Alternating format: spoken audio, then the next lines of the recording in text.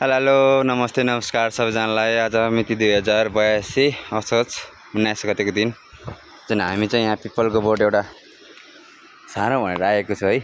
र यो चाहिँ हामी कुटाडा र 1 नम्बरको छेउ अब भनौँ न सिमाना भनौँ न, यहाँ चौतारानिर जुन चौतारा मान्डानिर चाहिँ यहाँनिर देख्न सक्नुहुन्छ यहाँनिर है। पहिला पनि यहाँ चाहिँ एउटा पिपलको बोट रोपेर रहेछ, किनकि यो बिरुवा चाहिँ हामीले यो बिरुवा छ नि जुन पर जुन बुम्बा खोला भन्ने ठाउँमा त्यहाँ रोप्नको लागि ल्याएको, तर त्यहाँ चाहिँ ठाउँ नभएको रहेछ र हामी त्यही भएर यता आएको छ। यहाँनिर एउटा अब पिपलकै बोट भएको ठाउँमा यो चाहिँ धेरै नै 4-5 वर्षै भइसक्यो रे भन्ने कुरा सुनेको कारणले चाहिँ यहाँ रोपौँ त भनेर आएको छु। तर हामी चाहिँ के गर्छ भन्दाखेरि अब यहाँनिर देख्न सक्नुहुन्छ यसलाई पनि हामी केही असर पर्ने काम गर्दैन, किनकि यो पनि धेरै पुरानो बिरुवा देखिन्छ कि यो हेर्नु न, यो एकदमै डाँडाहरू पनि सिद्धिसकेको छ। यसले चाहिँ अलिकति माथि आउँला जस्तो देखिन कि, त्यही भएर चाहिँ यसलाई हामीले यहाँ सार्ने प्लान निर्णय गरे। तपाईँहरूले अब यो सार्नको लागि तपाईँहरूले चाहिँ यो मैले सारेको हो यताउता भनेर केही कम्प्लेन आउला र त्यसको लागि कम्प्लेन नगरिदिनु होला, किनकि अब हामीले राम्रो कामको लागि नै गरिरहेको छु। हेरौँ अब हामी रोप्नको लागि तयार छु र हामीले यहाँ मल पनि ल्याएको छु है। र बिरुवा त्यस्तो सानो छ र यो चाहिँ एकदमै खाडलमा रोपेको कारणले चाहिँ मैले जहाँसम्म लाग्छ कि मेरो हिसाबमा चाहिँ यो खाडलमा रोपेको भएर यो चाँडो आउन नसकेको हो। किनकि बिरुवा आउनको लागि चाहिँ डाँडामा हुनुपर्छ, ठिक समतको डाँडामा, किनकि पानी जमेपछि त्यहाँ चाहिँ पानी जमिसके पछाडि चाहिँ उसको आउने शक्तिले कम हुन्छ होइन। त्यही भएको कारणले चाहिँ मैले चाहिँ यतापट्टि छेउमा यो डाँडा जस्तो रहेछ त्यहाँ खनेर चाहिँ अब मल मिसाउन लागेको छु है। देख्न सक्नुहुन्छ यहाँ म देखाउन लागेको छु भाइलाई है। म चाहिँ यहाँ मल मिसाउनु पर्यो, यो मल मिसाउनु पर्छ। अब म यहाँ मल थोरै ल्याएको छु, त्यहाँनिरको लागि थोरै ल्याएको, तर यो चाहिँ म मल मिसाउँछु है। सकेसम्म बिरुवा रोप्दा अथवा खाल खन्दाखेरि चाहिँ हाम्रो छायाले जुन हाम्रो अब हुन्छ नि त घाम साइडमा बसेर हाम्रो यताउति बस्दाखेरि हाम्रो छायालाई खाडलमा पर्नु चाहिँ हुँदैन, किनकि त्यो छाया परिसक्यो अरे त्यसले घामको छाया पाउँदैन रे पनि भन्ने जस्तो यहाँ छ होइन।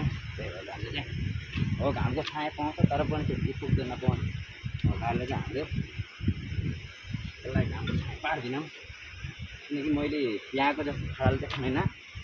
किनकि यसलाई खाडल खन्नुभन्दा अघि नै राम्रोसँग मल मिसाउनुपर्छ। यो जुन जतिसुकै पानी परे पनि जस बिरुवालाई एकदम साथ दिने खालको हुनुपर्छ होइन। म एकदम राम्रोसँग मिसाउँछु ल। बिरुवा ल्याऊ त, अब बिरुवा ल्याऊ, म सकेसम्म एकदम यसलाई पनि म राम्रोसँग गर्दैछु ल न।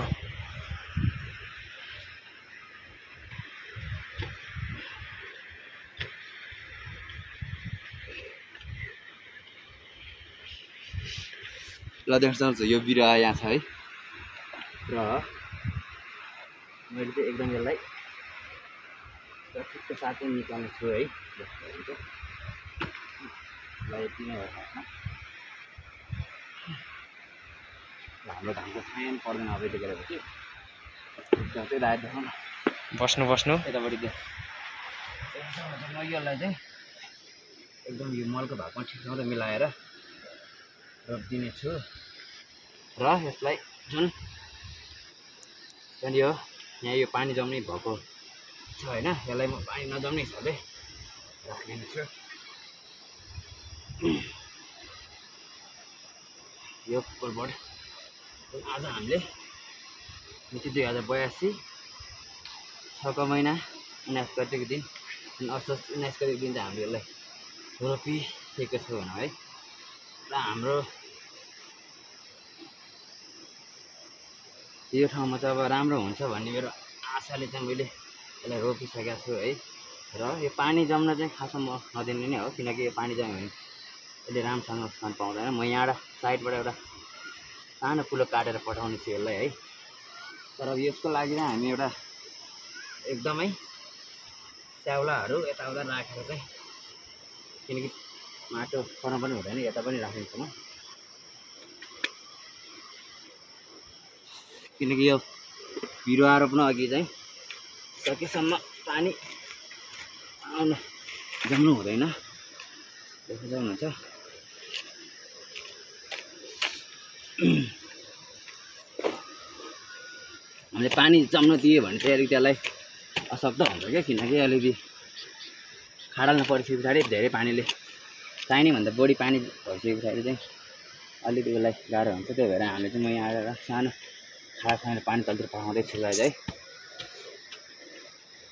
त गाइज अहिलेलाई यो चाहिँ यो भिडियो मैले यति नै बन्द गर्छु, किनकि यो धेरै लामो पनि बनाउनु मिल्दैन।